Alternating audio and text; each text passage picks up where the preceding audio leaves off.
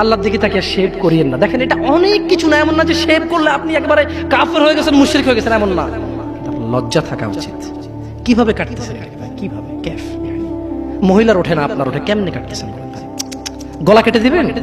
কাটবেন না কেন? এটা হারাম। এটা কাটাও তো হারাম। শুকর খাওয়া কি হারাম? এই যুবক তুমি দাঁড়াও, সবাই লক্ষ্য করবেন না, ওকে কেউ ভিডিও করিও না, পরে লজ্জা পাবে ইন্টারনেট আসলে। তোমাকে এখন শুকরের মাংস দেবো, খাবা? কেন খাবা না? জোরে বলো। আপনি শুকরের মাংস খাবেন? আপনি কুকুরের মাংস খাবেন? কেন খাবেন না? কেন? কেমন হারাম? শুকরের মাংস খাওয়া কি হারাম? এই এখানে তাহলে আর বলছি না, কেউ কি রাজি হবে তার বোনের সাথে জানা করতে? কেন? কেন?